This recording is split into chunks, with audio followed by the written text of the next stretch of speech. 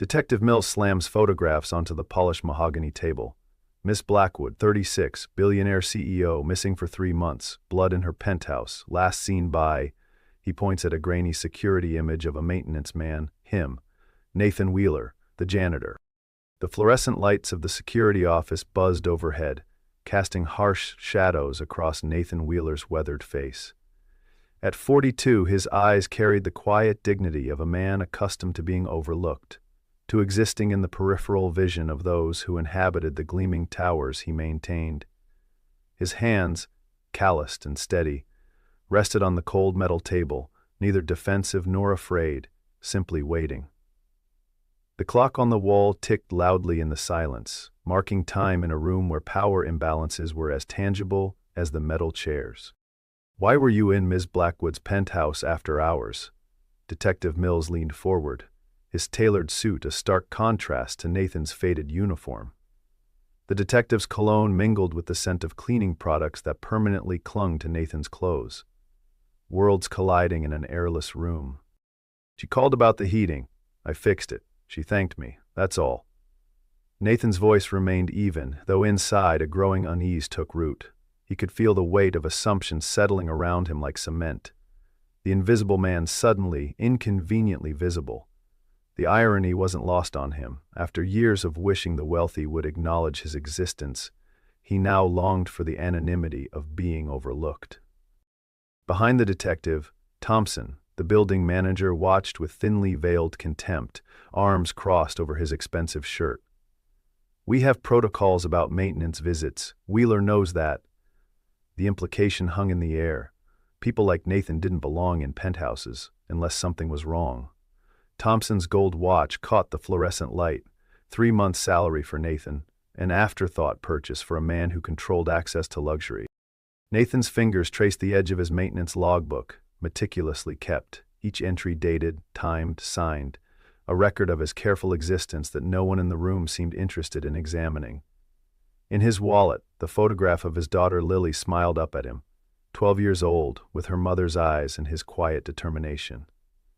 3 years since cancer had taken Sarah, leaving him to build a life sturdy enough for 2 from the wreckage of 3. The hospital bills still arrived monthly, a paper reminder of loss that couldn't be fixed with tools. Ms. Blackwood seemed concerned about something, Nathan offered hesitantly, the memory of her unusual behavior resurfacing. She asked if the security cameras in her apartment were working properly. He remembered her eyes when she asked, intense, focused, scanning the corners of her ceiling as if seeking invisible watchers. Detective Mills exchanged glances with his partner. "And were they?" "Yes, I checked them myself last month during routine maintenance." Nathan didn't add what he was thinking. That Eleanor Blackwood had seemed relieved by his answer, not reassured. That her fingers had trembled slightly when she handed him a glass of water, a courtesy rarely extended to maintenance staff. Well, they didn't capture whatever happened to her, did they? Mills gathered his photographs, Eleanor's face staring up from glossy paper, confident, beautiful, unknowable. In the photos, her smile never reached her eyes, a detail Nathan had noticed during their brief interaction. "Don't leave town, Wheeler. We'll have more questions." Nathan stepped out into the evening air, the massive Blackwood Tower rising above him like a monument to a world he serviced but would never belong to. 48 floors of gleaming glass and steel, where penthouses started at $8 million and residents had private elevators that spared them the indignity of sharing space with people who cleaned their toilets. Yet in his mind he couldn't shake the image of Eleanor Blackwood's eyes when she'd thanked him that day. The way she had actually seen him, a rare enough occurrence to be memorable among the wealthy who treated maintenance staff like furniture that occasionally moved. The walk to his apartment took 40 minutes, a luxury he couldn't afford to skip for bus fare, not with Lily's orthodontist bill due next week. His shoes, worn at the heels, carried him past the gradual decline in building facades and street cleanliness that marked the invisible boundaries between economic zones. His modest 2-bedroom unit sat on the 3rd floor of a building that had seen better decades, where the super ignored minor leaks until they became major floods. And the elevator worked on alternate Tuesdays by unspoken schedule. Inside, the space glowed with warm light and the evidence of hands that built rather than purchased. Bookshelves he'd constructed from reclaimed wood, a table sanded smooth on weekends, walls adorned with Lily's evolving artistic talent. The apartment might be small, but unlike the cavernous, soulless penthouses he maintained, this place contained life in every corner. "Dad, I got an A on my science project," Lily bounded toward him, waving a paper marked with a red letter. Her enthusiasm momentarily eclipsed the shadow of Eleanor Blackwood's disappearance, reminding Nathan of what truly mattered in his carefully constructed world. "That's my girl." He embraced her, breathing in the scent of shampoo and school cafeteria, the ordinary miracle of his daughter's existence. "Mrs. Rodriguez still here?" "He left when you texted you were on your way." "There's spaghetti." Lily pulled him toward the kitchen, where a pot simmered on the stove. Mrs. Rodriguez from apartment 2A watched Lily after school in exchange for Nathan's handyman services, a neighborly barter system that made single parenthood possible. Later, after Lily had fallen asleep, Nathan sat at the kitchen table, the day's newspaper spread before him. Eleanor Blackwood's face dominated the front page. Tech billionaire vanishes. The same woman whose heating system he'd repaired, whose brief, genuine thank you had registered as unusual enough to remember. In the photo, she stood before the Blackwood Industries headquarters, expression controlled, posture perfect. Nothing like the woman he'd seen in the penthouse who had paced as he worked, checking her phone every few minutes, glancing at the security cameras with an anxiety that seemed at odds with her public persona. The next morning, Nathan returned to work, the familiar weight of his tool belt at his waist, the building service elevator carrying him up through the stratified layers of wealth.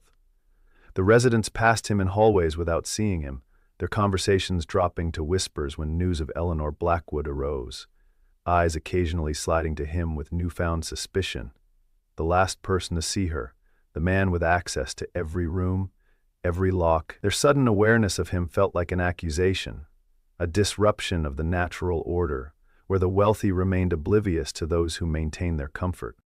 In the employee break room, a glorified closet with a microwave and coffee maker that produced liquid resembling tar, Nathan overheard the security guards discussing Eleanor's disappearance. "Blood spatter analysis suggests she was struck from behind," one said, stirring powdered creamer into his coffee. "But no body. Professional job, if you ask me." "You think the janitor had something to do with it?" asked another, glancing toward Nathan, who kept his eyes on yesterday's crossword puzzle. "Nah. Guy like that wouldn't know how to pull it off, but he might have seen something he's not saying." Nathan felt their stares, but maintained his invisibility, a skill honed over years of working in spaces where his presence was considered an intrusion. The irony wasn't lost on him. For the first time, people in the building were actually looking at him, but only because they suspected him of harming a woman he'd barely met. It was in the lobby, 3 days after his police interview, that Nathan encountered Marcus Thorne. Blackwood Industries' COO and Eleanor's ex-fiancé stood examining the massive abstract painting that dominated the wall. A canvas of chaotic red strokes contained within rigid geometric boundaries that Eleanor had personally selected during the building's renovation. Thorne's reflection in the polished marble floor created a mirror image, as if two versions of the powerful man existed simultaneously, the public face and something darker beneath. "Beautiful, isn't it?" Thorne spoke without turning, somehow sensing Nathan's presence despite his practiced invisibility. "Eleanor has impeccable taste. Present tense, you understand. I refuse to believe she's gone." His voice carried the polished confidence of a man accustomed to being heard, to having his words matter. Nathan paused, tool cart momentarily still. "I hope you're right, sir." He kept his tone neutral, professional, the voice of someone who fixes problems without creating new ones. Thorne turned then, his calculated grief evident in the perfect loosening of his tie, the artistic dishevelment of his otherwise immaculate appearance. "You're him, the maintenance man who saw her last." His eyes assessed Nathan with the cold efficiency of someone appraising equipment rather than meeting a person. "I just fixed her heating, Mr. Thorne." Nathan's hand tightened slightly on his cart handle, the only outward sign of his discomfort under the executive's scrutiny. Eleanor was brilliant. Thorne's voice softened, eyes fixed on the painting rather than Nathan. Ruthless in business, but surprisingly fragile in private. Few people saw that side of her. He shifted his gaze to Nathan, assessment in the look. She was paranoid lately. Thought someone was watching her. Strange that she'd call maintenance directly instead of going through proper channels. Nathan noticed the slight tremor in Thorne's hand as he straightened his already straight tie, the barely perceptible tightening around his eyes when he mentioned Eleanor's recent behavior. She was making decisions I couldn't understand, talking about selling controlling interests, said she wanted to disappear. The last word hung between them, loaded with implication. She seemed concerned when I was there, Nathan offered carefully, weighing each word.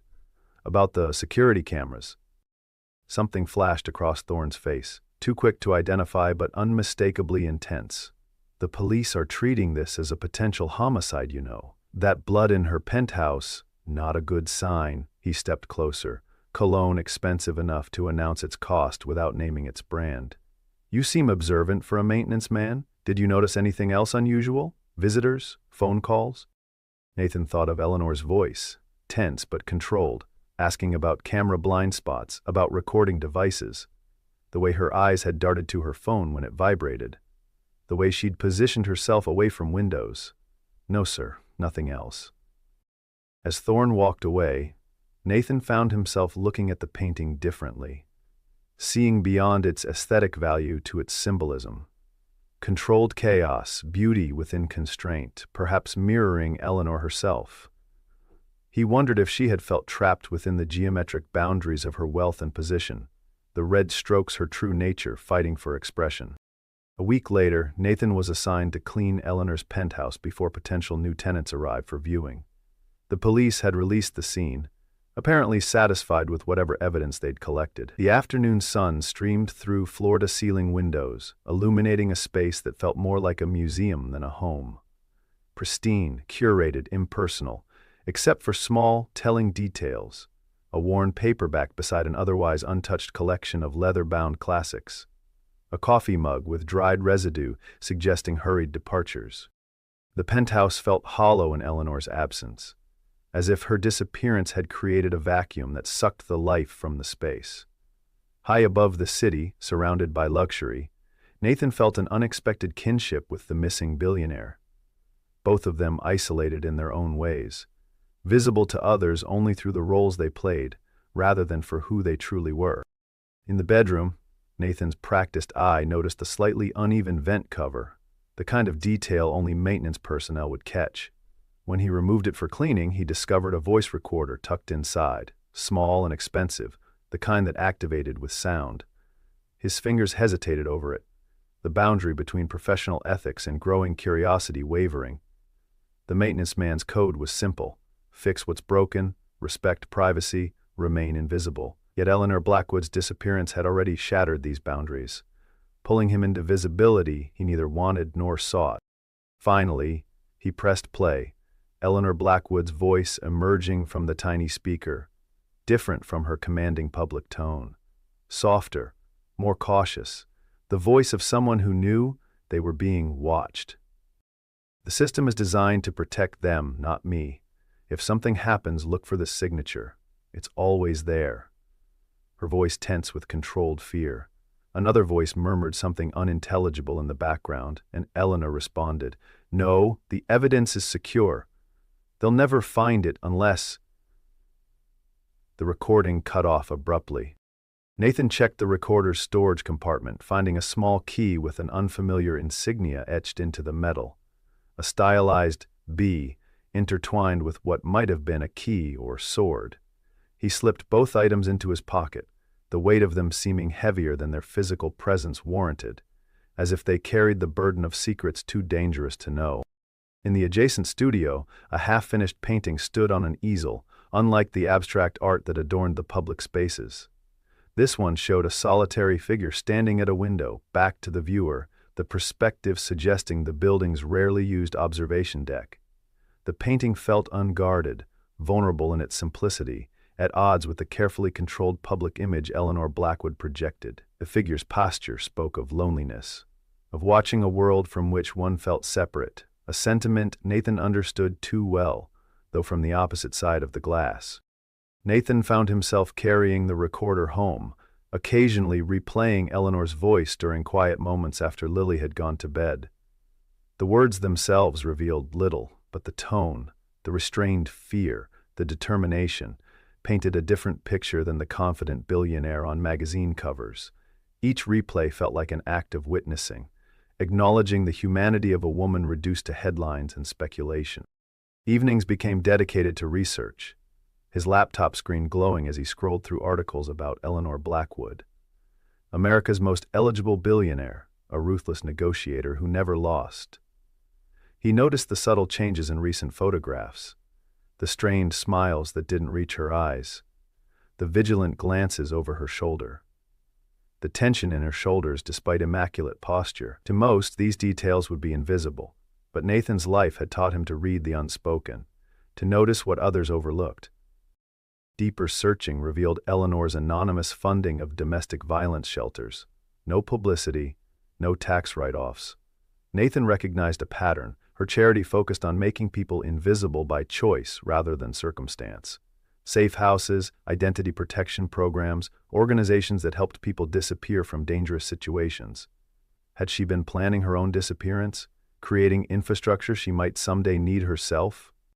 "Why are you so interested in that missing rich lady?" Lily asked one night, catching him surrounded by printouts, the glow of the laptop illuminating the concern on her young face.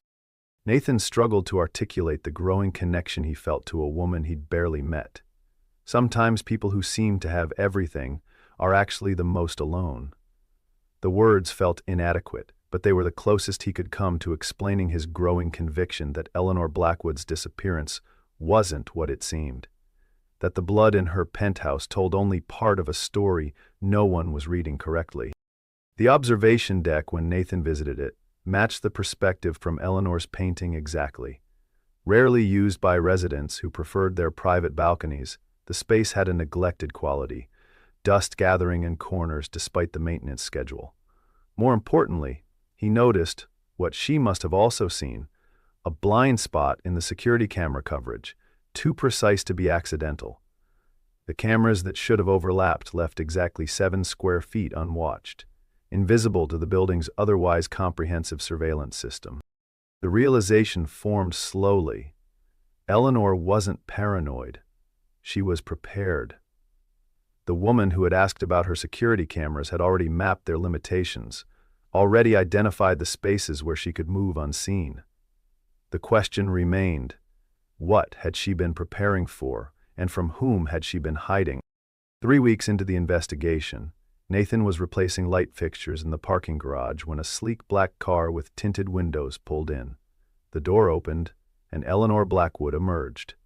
Hair shorter, face thinner, but unmistakably alive. The shock of seeing her froze Nathan in place, tool belt suddenly heavy at his waist. Their eyes met briefly before security personnel surrounded her, the moment of recognition between them electric in its intensity before being severed by the closing ranks of protective suits. In that fraction of a second, Nathan saw something in her expression, not surprise at being seen by him, but something closer to warning. Detective Mills arrived within minutes, escorting her upstairs while pointedly ordering Nathan to stay away. The news exploded across media channels by evening. Eleanor Blackwood returns, claiming temporary amnesia after an accident during an unplanned vacation.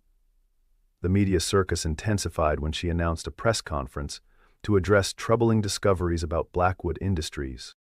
Nathan watched the coverage on the small television in his apartment, Lily beside him on their worn sofa, both transfixed by Eleanor's composed appearance before the cameras. She looked immaculate again, controlled, but Nathan noticed what others might miss, her hands gripping the podium with white knuckles, the slight tightness around her eyes, suggesting the performance required effort. The Eleanor on screen wore her public persona like armor, nothing like the woman whose voice he'd heard on the recorder, whose unfinished painting revealed vulnerability. "She doesn't look like someone who had amnesia," Lily observed, perceptive beyond her years. She leaned forward, squinting at the screen. And her hair is all wrong. What do you mean? Nathan asked, his daughter's observation catching him off guard. It's a wig. Look at how it sits on her head. Miss Peterson wore one after her chemo. Lily shrugged, the simplicity of childhood cutting through adult pretense. Plus, she keeps touching her ear like it itches. Nathan studied the screen with new attention. His daughter was right. The slight unnatural sheen, the way Eleanor's hand kept rising to her left ear, then stopping halfway, as if catching herself in a tell. You're pretty observant yourself.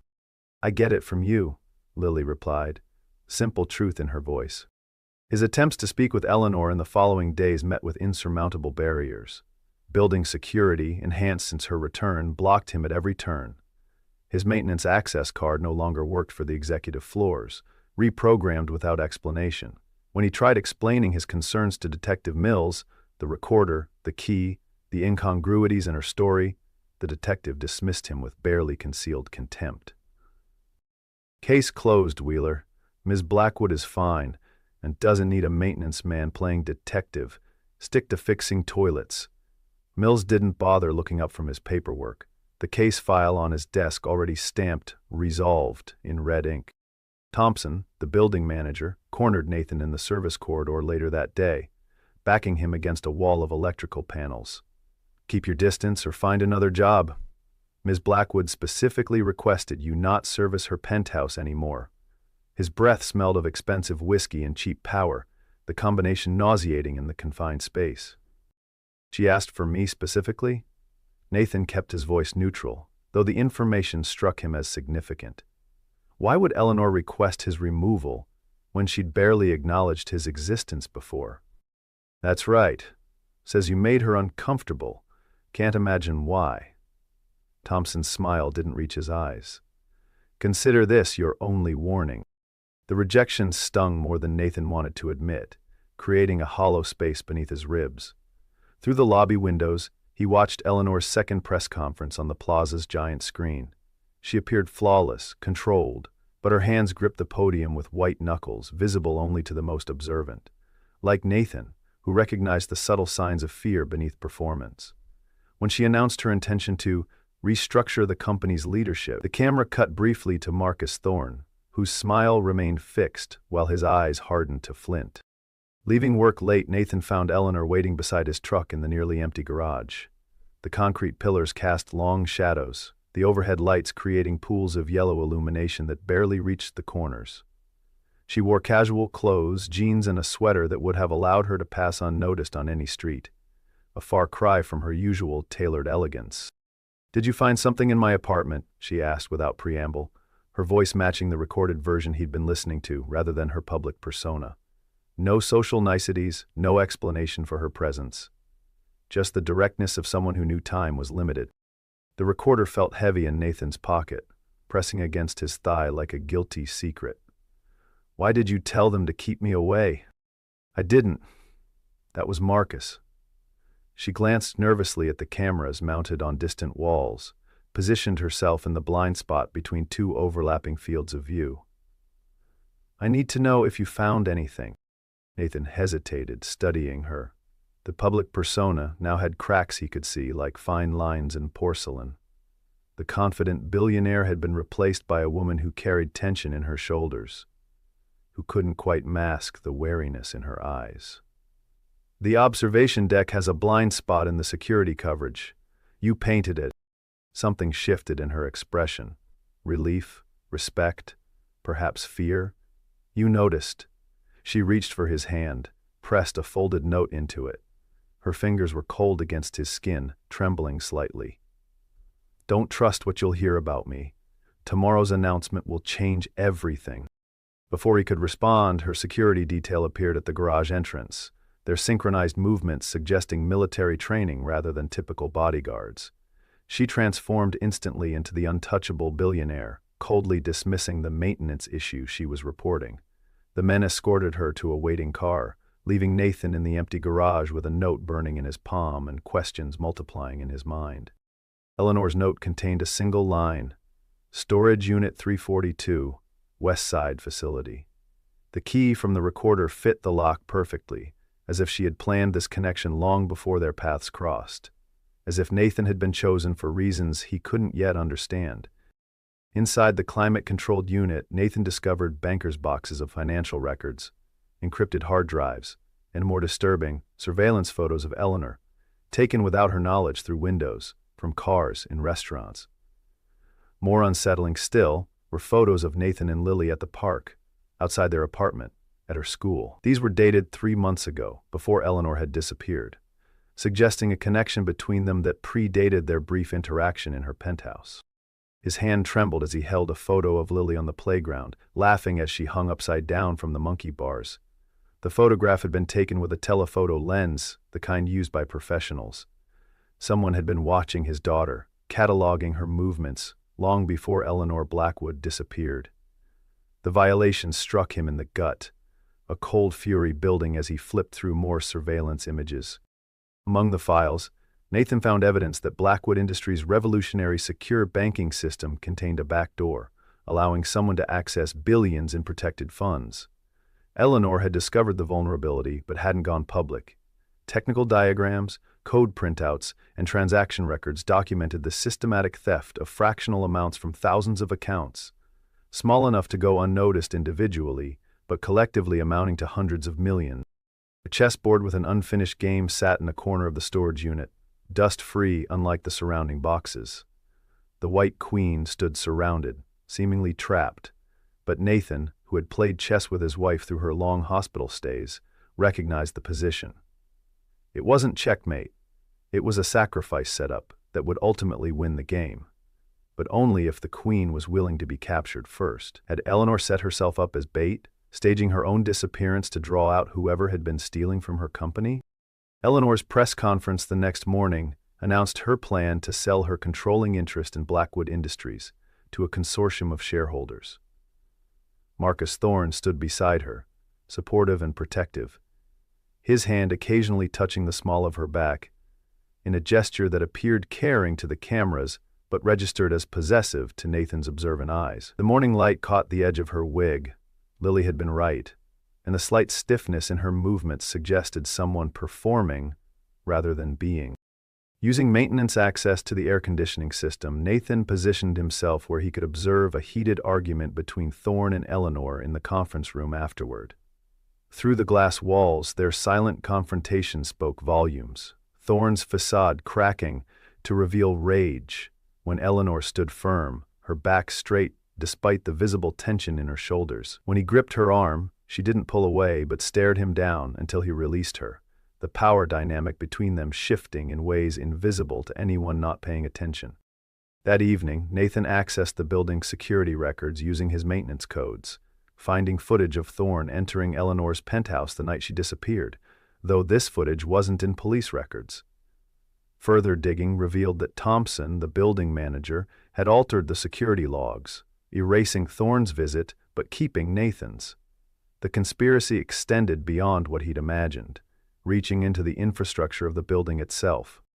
The weight of this knowledge pressed heavily on Nathan as he drove home, the city lights blurring through rain-streaked windows. Exposing what he knew risked his job, Lily's stability, potentially their safety. The people involved controlled not just the building but had connections to police, media, and government. His invisibility, previously a burden, became strategic. They didn't guard their secrets from someone they didn't see. "Dad, are you in trouble?" Lily asked that night as he tucked her in, her perception once again cutting through his attempts to shield her. "You look worried all the time now." Nathan smoothed her hair back from her forehead, a gesture unchanged since she was a toddler. "No, sweetheart, just some complicated stuff at work." "Is it about that lady, the one who came back?"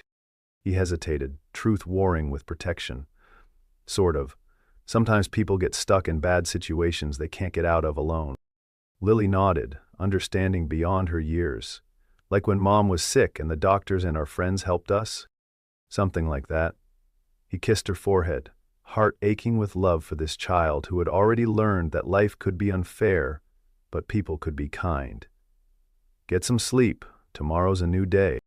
Nathan managed to meet Eleanor at the observation deck blind spot, the following day, sharing his discoveries. She filled in the gaps. The back door in the banking system was created by her father decades ago, allowing select board members to siphon funds undetected. When she discovered it, they moved to silence her. I staged my disappearance to gather evidence. I never expected they'd frame someone. She looked at him with genuine regret, the facade of billionaire entitlement completely absent. I'm sorry it was you. Why come back now? Nathan asked, his hands automatically fixing the non-disingulation light fixture in the blind spot, his instinct to repair extending beyond physical objects. Then they threatened my sister. She's in a private care facility under another name. They found her. Eleanor's carefully maintained composure fractured, revealing the human beneath the empire. Tomorrow I sign over control, then they'll have no reason to hurt her? Or you and your daughter? Nathan's hands stilled on the light fixture, the mention of Lily sending a chill through him. Why did they have photos of me and my daughter months ago? Eleanor looked away, watching the city sprawl beneath them, a landscape of glass and steel where people lived their lives in transparent boxes, visible but unseeing. Because you're the one person in the building who notices everything but is noticed by no one.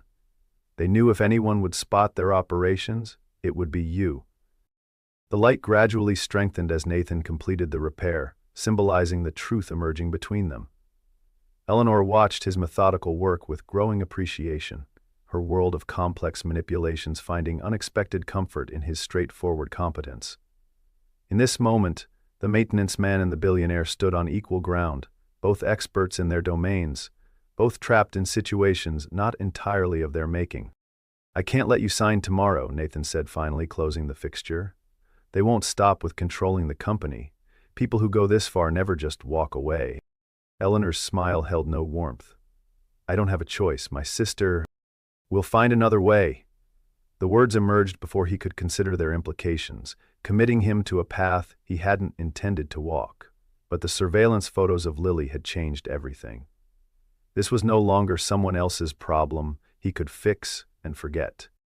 The night before the ownership transfer, Nathan discovered Lily's backpack missing from their apartment. A text message with a photo of the backpack in Eleanor's penthouse appeared on his phone. Maintenance emergency, come alone. The image showed the purple backpack with its unicorn keychain on Eleanor's immaculate kitchen counter. Out of place, a violation, a threat delivered with surgical precision. Nathan recognized the trap, but couldn't involve police.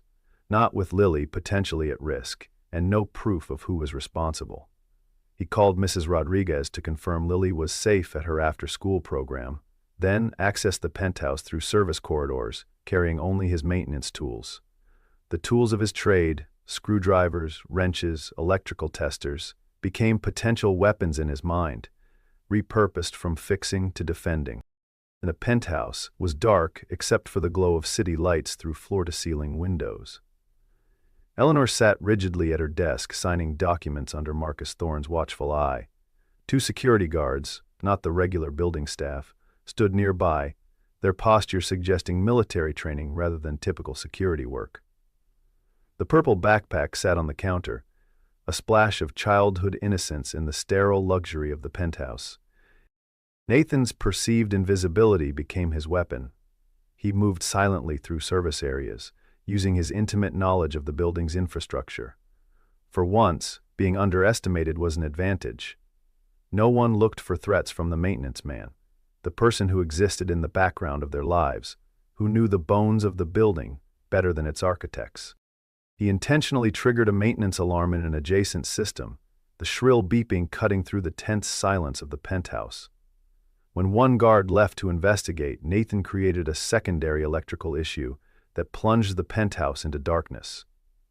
Emergency lights cast eerie blue shadows across the luxurious space, transforming familiar shapes into threatening silhouettes. In the confusion, Nathan located Lily's backpack, empty, just bait, and moved toward the sounds of struggle near Eleanor's desk. As his eyes adjusted to the dim light, he saw Thorne holding a gun on Eleanor, his composure finally shattered to reveal the rage beneath. The maintenance man. Thorne laughed when he spotted Nathan, the sound echoing unnaturally in the darkened space. Of course it's you. Eleanor always had a weakness for strays. The true picture emerged through Thorne's taunting monologue. He had orchestrated Eleanor's father's death years ago, maintained the financial backdoor, and planned to gain control of the company through Eleanor, then eliminate her.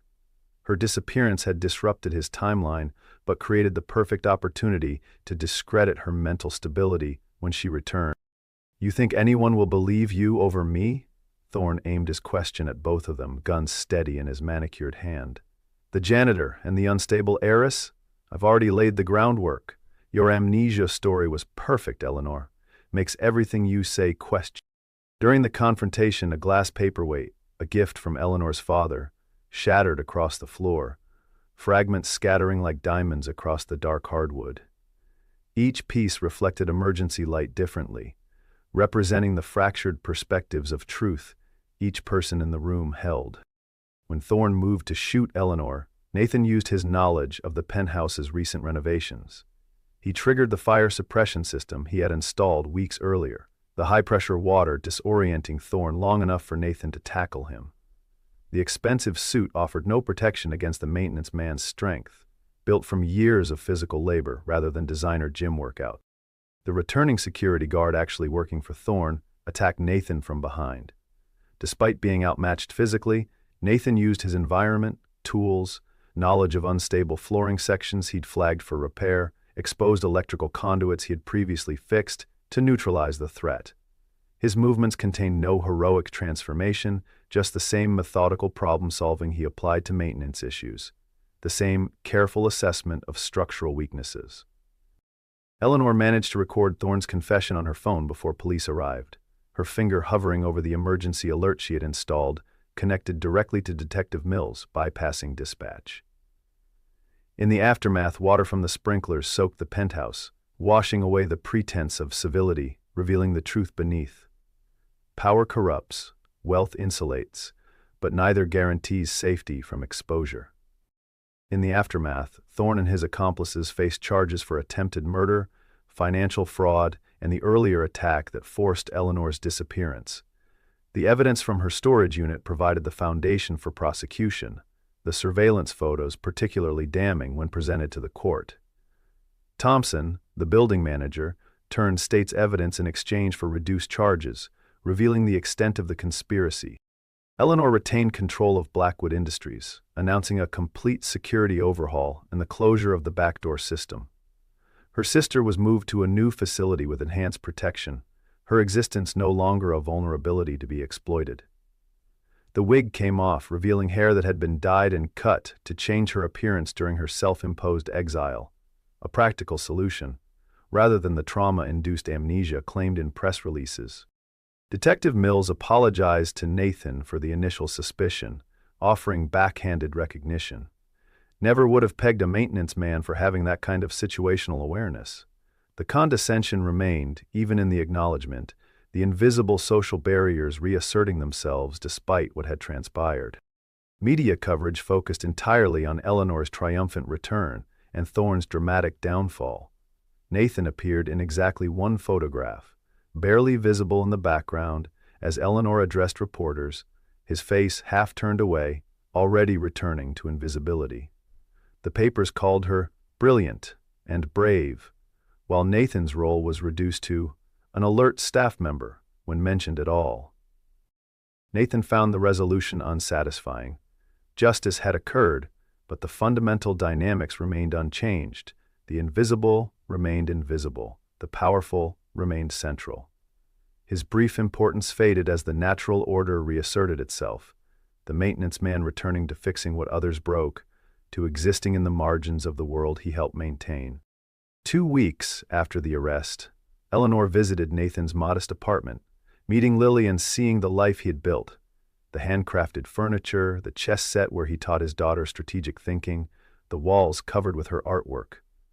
She seemed almost disoriented by the warmth of the space, so different from her curated, pristine environments. "You could have died helping me," Eleanor acknowledged, watching Nathan fix Lily's wobbly desk lamp, his hands always working. "Why risk everything for someone you barely know?" Nathan considered the question, fingers automatically tightening the loose screw. I recognized something in you that night you disappeared. You saw me. Really saw me. When you thanked me for the repair. That almost never happens. Eleanor absorbed the simple truth of his home. Warm despite its simplicity. Secure despite its lack of advanced systems. Her eyes lingered on his bookshelf, noting the collection of architectural design books, dreams deferred when his wife's illness and death required stability over ambition. I need someone I can trust at Blackwood Industries, she said finally. Head of security, triple your current salary, full benefits for Lily. Nathan's refusal came without hesitation. I fix things that are broken. Your security doesn't need fixing. It needs rebuilding. That's not me. Eleanor understood the deeper meaning. The barriers between their worlds remained insurmountable, despite their shared experience. His invisibility had been temporary, circumstantial, a tool that served its purpose but couldn't bridge the chasm between their realities. 2 weeks later, Nathan submitted his resignation. The penthouse incident created uncomfortable attention from other residents, some suspicious, others too friendly, but all suddenly seeing him in ways that made his quiet existence impossible. The building that had been his workplace for 7 years no longer fit, like a shoe stretched out of shape. Eleanor received his maintenance log, meticulously completed to the final day. With a note, "Everything is in working order." She recognized it as both literal truth and gentle goodbye. In the final days of the month, Nathan and Lily packed their modest belongings into their truck. A package arrived as they carried out the last boxes.